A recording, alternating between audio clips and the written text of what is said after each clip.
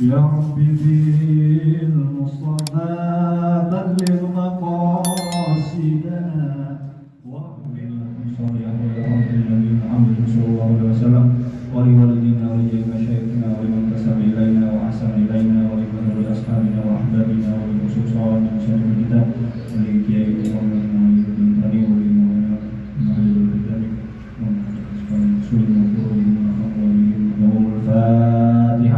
أعوذ بالله من الشيطان الرجيم بسم الله الرحمن الرحيم الحمد لله رب العالمين الرحمن الرحيم مالك يوم الدين إياك نعبد وإياك نستعين اهدنا الصراط المستقيم صراط الذين أنعمت عليهم غير المغضوب عليهم ولا الضالين. Bismillahirrahmanirrahim. Assalamualaikum warahmatullahi wabarakatuh. Waalaikumsalam warahmatullahi wabarakatuh. Alhamdulillah, alhamdulillah, alhamdulillah, alhamdulillahilladzi hadana lihaza wa ma kunna linahtadiya laula an hadana Allah. Assalatu wassalamu ala sayyidina wa maulana Muhammad sallallahu alaihi wa ala alihi at-tayyibin at-tahirin, amma ba'd. Alhamdulillah, yang saya hormati dan sama-sama kita muliakan para tokoh masyarakat, para alim ulama, para hujjaj, wabil khusus Tuan RT Bapak Hartaryanto, para sepuh, Bahman, Bahmur, para mbah, para nenek, ibu-ibu, bapak-bapak, warga RT 11 wabil khusus, dan seluruh jamaah mushola As-Sa'diyah pengajian malam Senin yang insya Allah dirinya, keluarganya, anak keturunannya selalu dalam limpahan rahmat Allah Subhanahu wa taala, amin. Selalu dimudahin oleh Allah Subhanahu wa taala, amin. Allah jadiin akhir hayatnya dengan qaul la ilaha illallah bi husnil khatimah, amin ya rabbal alamin. Alhamdulillah, di kesempatan yang mulia ini, pada waktu dan tempat yang insya Allah diberkahi oleh Allah Subhanahu wa taala, kita masih sama-sama berkumpul, bermuwajahah, bertatap muka, tidak lain adalah untuk saling silaturahim, menjaga hubungan baik antara warga, menjaga kerukunan kita sama-sama, dan di samping itu juga kita niatin bahwa kita datang itu semata-mata niat mengharapkan ridha Allah Subhanahu wa taala, niat belajar sama-sama. Mudah-mudahan dengan niat yang besar-besar itu, niat yang besar itu jadi pahala yang besar juga untuk kita semua. Ini banyak yang sakit, bapak-bapak, ibu-ibu pada sehat, Pak, Bu? Alhamdulillah. Alhamdulillah, mudah-mudahan selalu dalam keadaan sehat walafiat, sehat dalam keadaan taat. Oh, lagi musim penyakit nih, musim penyakit. Mudah-mudahan kita sehat lahir batinnya. Insya Allah dalam kesempatan ini kita sama-sama akan membacakan kalam dari ulama kita, yaitu Muhammad Nawawi bin Umar Al-Bantani, yang beliau syarahkan dari kitab Nashahul Ibadnya Ibnu Hajar Al-Asqalani. Bismillahirrahmanirrahim. Tabarukan biqiraatihi. Qala al-musannifu rahimahullahu ta'ala wal maqalatu al-ashiratu an ba'di zuhad man aznaba dhanban wa huwa yadhhak fa inna Allah yudkhiluhu an-nar wa huwa yabki wa man ata'a wa huwa yabki fa inna Allah ta'ala yudkhiluhul jannata wa huwa yadhak. Wal maqalatu al hadiyata asyrata an ba'dil hukama la tahkiru dunubas sigara fa innaha tatasha'abu minha dunubul kibar. Wal maqalatu tsaniyata asyrata anin nabiy sallallahu alaihi wasallam la saghirata ma'al israr wala kabirata ma'al istighfar. Wal maqalatu ats-tsalitsata asyrata qila hammul 'arifi as-sana'u wa hammuz zahidi ad-du'a'u li'anna hammal 'arifi rabbuhu wa hammaz zahidi nafsuhu rahimahullahu ta'ala wa nafa'a bihi. Ini adalah makalah atau nasihat dari kitab Nashahul Ibad yang insya Allah akan sama-sama kita dengarkan petuah-petuah dari ulama kita. Di pembahasan sebelumnya kita berhenti di nasihat 10 yang menyebutkan dibilang man adnaba dzanban wa huwa yadhab fa innallaha yudkhiluhun nar wa huwa yabki. Man, siapa orang aznaba dzanban, berbuat dosa, wa huwa yadhab, tapi dalam perbuatan dosa itu justru dia senang, tidak menyesal, fa innallaha yudkhiluhun nar wa huwa yabki, maka Allah nanti akan memasukkan dia ke dalam api neraka dalam keadaan menangis. Wa man ata'a wa huwa yabki, dan barang siapa yang melakukan ketaatan kepada Allah wa huwa yabki, dan dia menangis, salat dia menangis, berdoa dia menangis, istighfar kepada Allah, merasa kurang di hadapan Allah yang Maha Besar. Orang model seperti ini, kata ulama kita, fa innallaha ta'ala yudkhiluhul jannata wa huwa yadhab. Nanti Allah oleh sebab kesedihan air mata yang ia teteskan dalam ibadah bersimpuh di hadapan Allah, dia jadikan nanti di akhirat masuk surga dalam keadaan senang. Mudah-mudahan kita termasuk yang demikian ya Pak Bu. Mau masuk surga? Mau. Mudah-mudahan kita semua dijadikan hamba-hamba Allah yang termasuk golongan orang-orang yang beruntung, yang dijadikan termasuk golongan yang bersama Nabi nanti di hari akhirat. Kita juga kemarin mendengungkan salah satu dari nasihat ulama kita yang dibilang waladatka ummuka yabna adama bakiyan wan nasu haulaka yadhakuna surura fajhad li nafsika an takuna iza bakau fi yaumi mautika dhahikan masrura. Nah, ini tujuan kita. Waladatka yabna Adam, wahai anak cucu Adam, engkau itu lahir dalam keadaan menangis, sementara annasu haulaka, masyarakat tetangga yang datang, ibu-ibu yang datang, saudara yang datang pada senang. Hanif lagi lahiran, yang lainnya senang. Ntar Hanif mau ada punya adik lagi nggak Pak? Punya. Ntar kita datang kita senang. Nah, ini kebiasaannya kita, kalau ada orang lahiran, bayinya nangis, yang lainnya pada senang. Kata ulama, nanti fajhad, usahain keadaannya berubah. Ketika nanti kita meninggal dunia, jangan orang lain itu pada senang ke kita, tapi mudah-mudahan kita usaha orang lain pada sedih dipanggilnya, kitanya senang. Nah, ini dibalik. Keadaan waktu kita datang ke dunia kita nangis, keadaan ketika kita keluar dari dunia ini senang. Kenapa senang, Bu? Karena dapatnya surga. Tadi Pak Bapak Ibu mau surga, syaratnya mati dulu. Pak RT dulu lah Pak RT.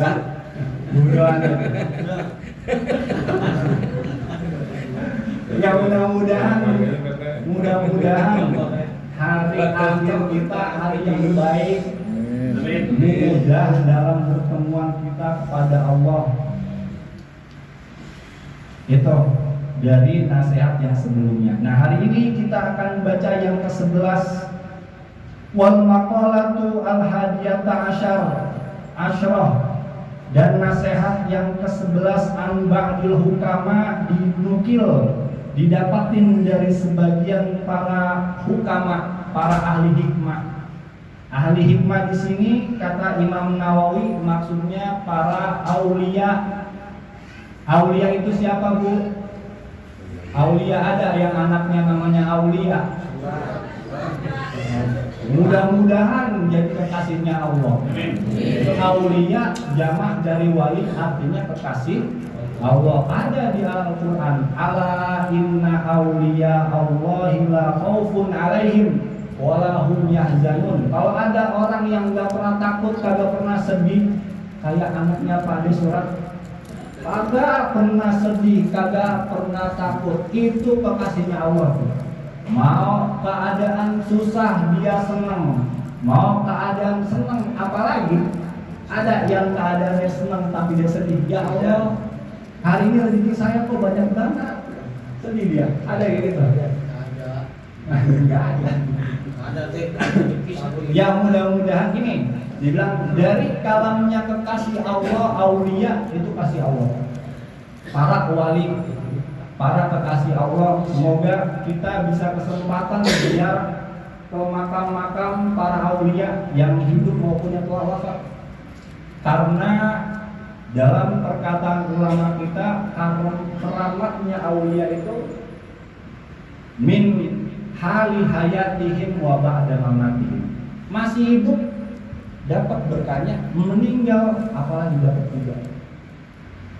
Kenapa? Kalau seandainya Allah Subhanahu wa Ta'ala berkuasa untuk menjadikan keramatnya ada ketika masih hidup, lah terus apa yang melarang Allah jadi keramatnya nyambung sampai ketika meninggal? Maka kita punya nasihat dari para ulama kita, datangin para aulia, minimal itu mengikuti hadis Nabi yang dikatakan dulu kata Nabi, artinya saya melarang ziarah kubur. Sekarang fazuruha fa innaha tudzakirukum bil maut. Kalau seandainya kamu ziarah minimal ingat mati.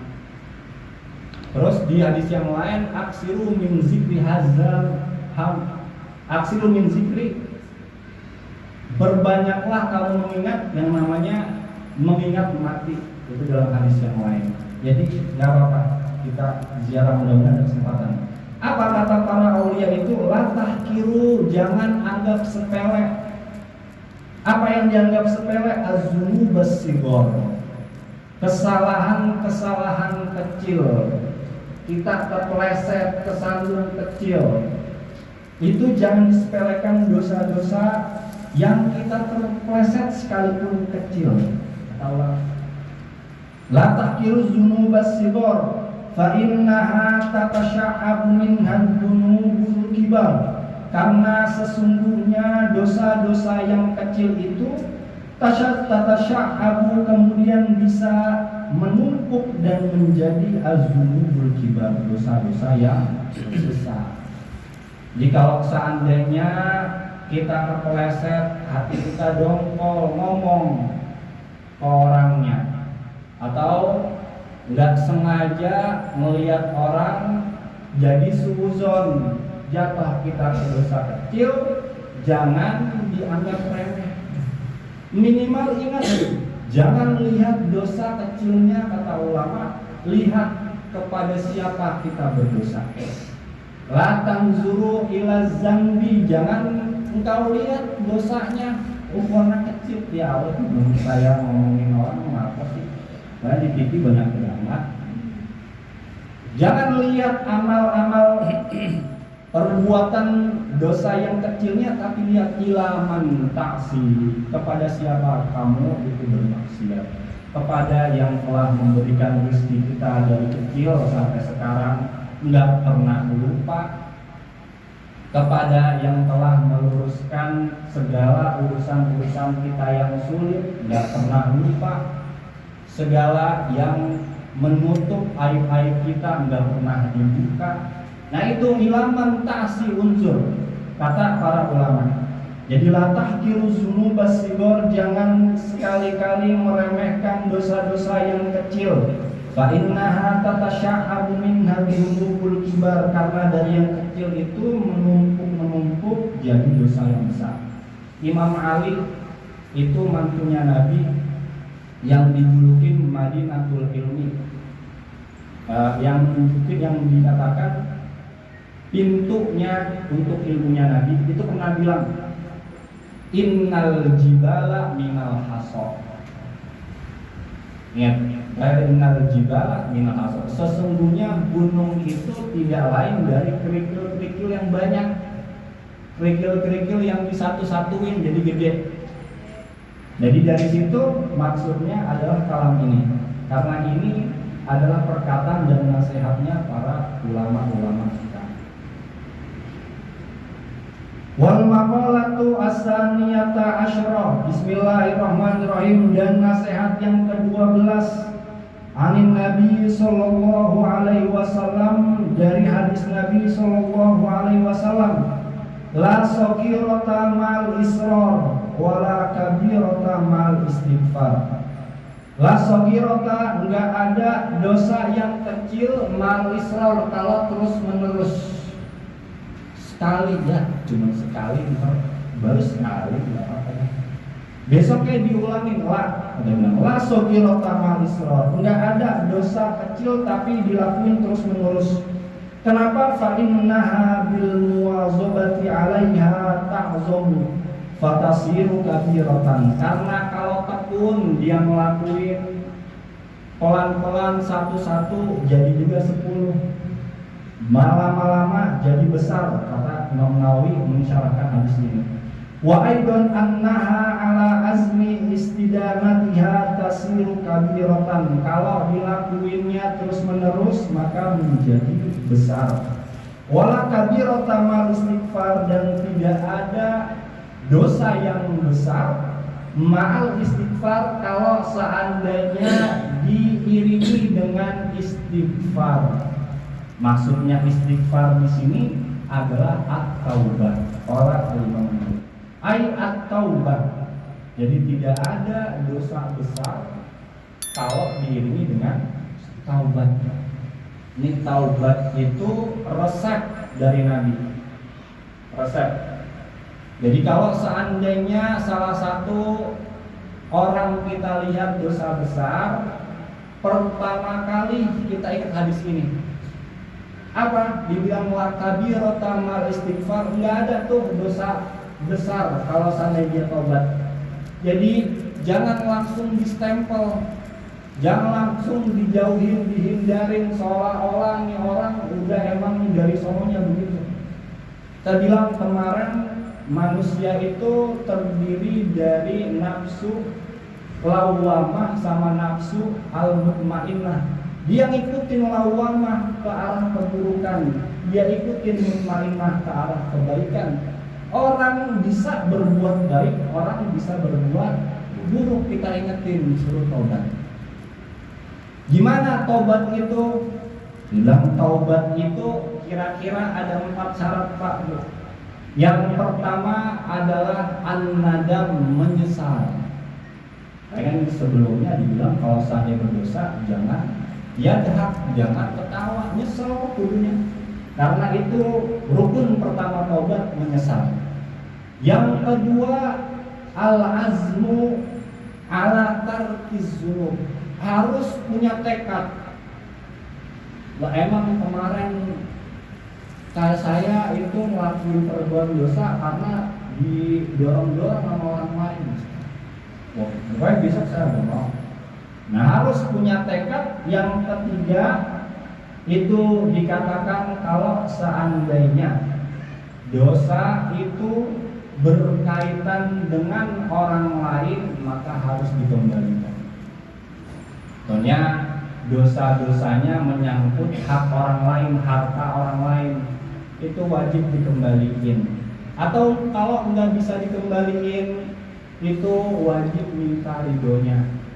Kita pernah bilang satu saat dari riwayat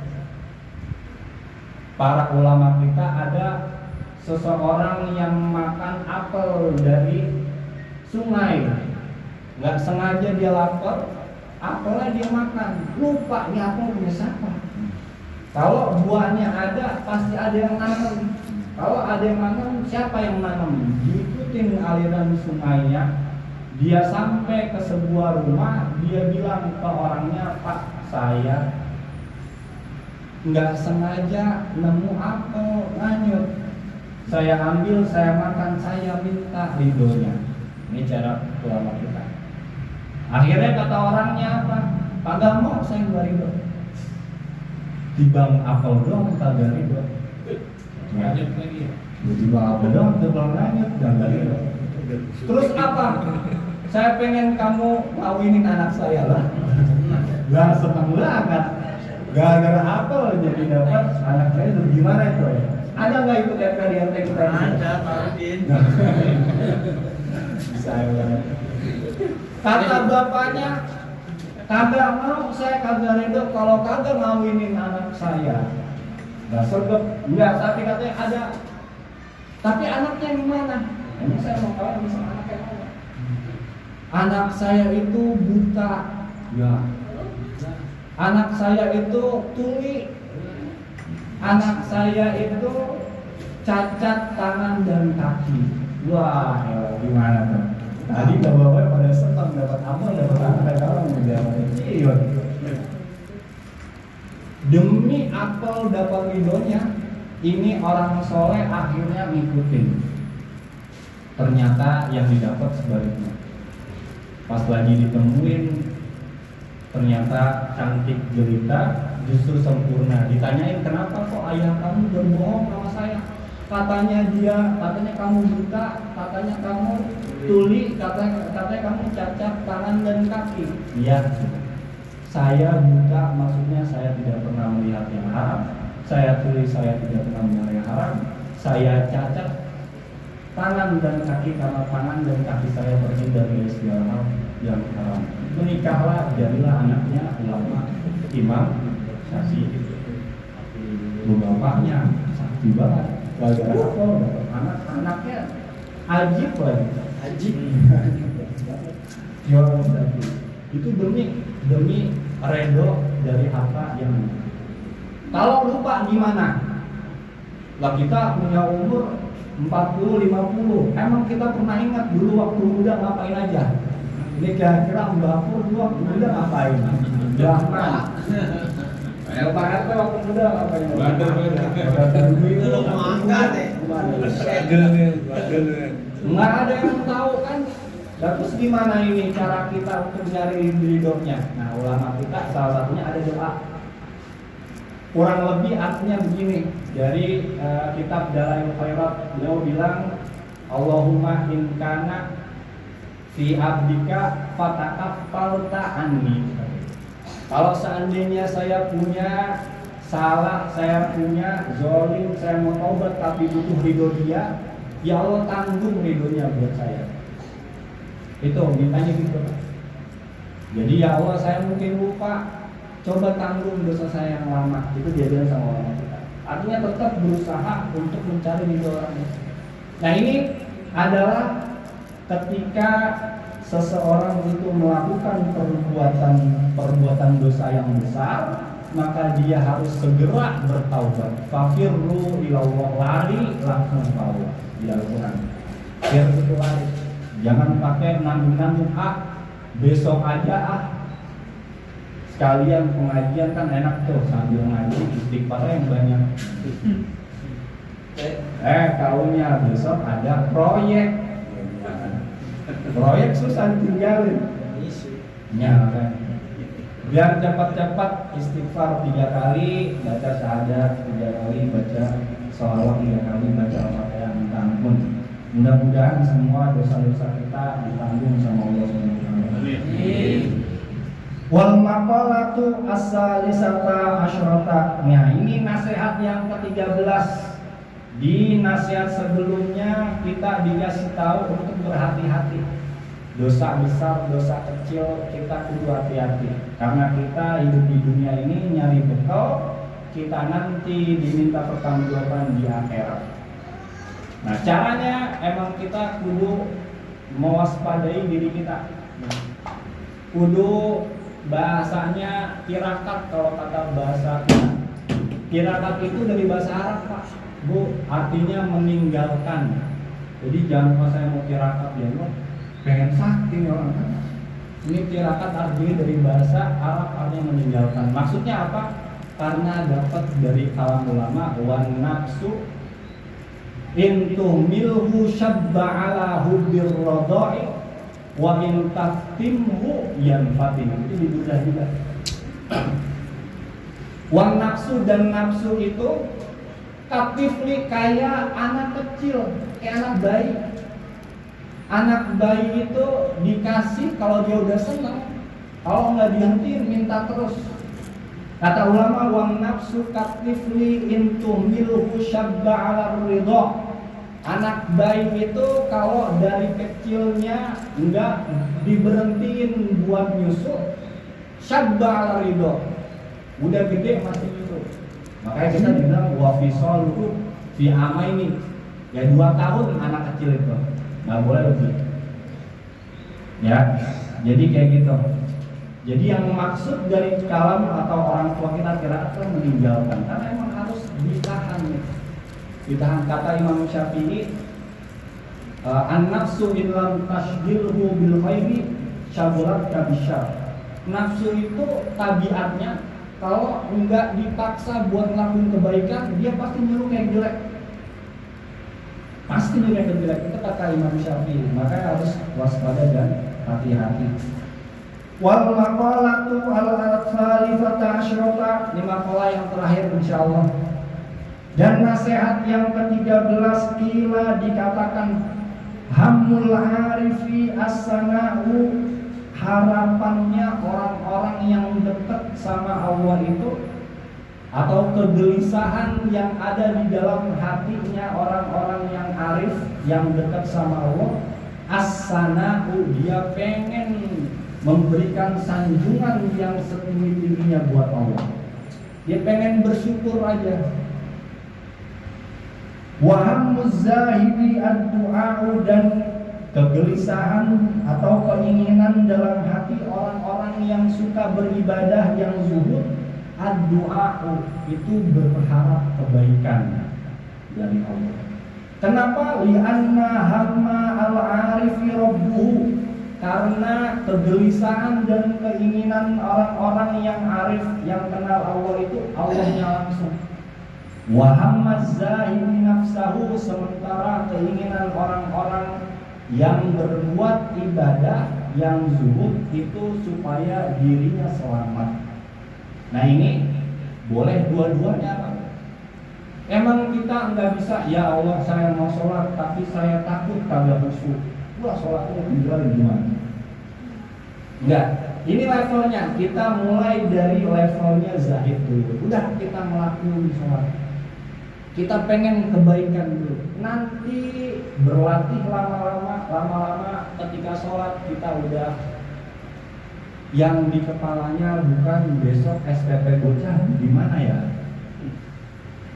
Ya udah pas lagi sholat kan gampang banget ingat sesuatu. Coba dah. Kunci hilang, lagi sholat keingetan tuh. Tadi habis ngapain aja, lagi sholat keingetan. Kalau bapak-bapak juga sama, ditambah satu lagi buang hajat, dia sambil ngerokok atau ingat aja. Nah apa yang dipikir? Dia lagi ngerokok ya, siap. Ya ini adalah nasihatnya, kita beribadah aja udah. Nanti levelnya meningkat sampai merasa ada hubungan yang tidak terputuskan, sebagaimana orang-orang yang kenal Allah.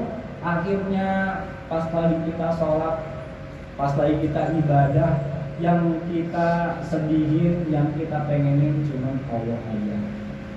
Ya, itu kira-kira nasihat yang ke-13 dari beliau, yaitu Imam Nawawi yang mensyarahkan kalam Ibnu Hajar Al-Asqalani. Semoga kita semua bisa mendapatkan keberkahan, bisa mendapatkan manfaat sedikit demi sedikit kita bisa lakonin yang sedikit. Mudah-mudahan kalau diterusin istiqomah jadi amal yang gede, mudah-mudahan jadi penyelamat kita semua. Kita baca suratul Fatihah untuk keluarga kita, untuk warga kita yang tadi disebutin sedang sakit, yang juga dalam keadaan kurang enak badan, kurang fit, yang sakit, yang kurang fit. Kita doain, memang lagi musimnya antara berapa ya? Sama lagi musimnya sakit, mudah-mudahan penyakitnya menjadi pelipur dosa. Mudah-mudahan penyakitnya dimudahin untuk diangkat, dimudahin untuk sabar, dimudahin untuk kemudian menjadi lebih baik. Kita doain untuk yang saudara-saudara kita yang tidak sakit, semoga dijaga kesehatannya, kesehatan dalam keadaan taat kepada Allah, kesehatan kemudian menjadi lebih baik supaya bisa lebih bersyukur. Atas dasar niat-niat ini kita baca suratul Fatihah. Al-haziniyah wa ala kulli niyatin sholihah wa ila hadratin Nabi Muhammad sallallahu alaihi wasallam. Al-Fatihah. A'udzu billahi minasyaitonir rajim. Bismillahirrahmanirrahim. Alhamdulillahi rabbil alamin arrahmanir rahim maliki yaumiddin. Iyyaka na'budu wa iyyaka nasta'in ihdinas siratal mustaqim siratal ladzina an'amta 'alaihim ghairil maghdubi 'alaihim waladdallin.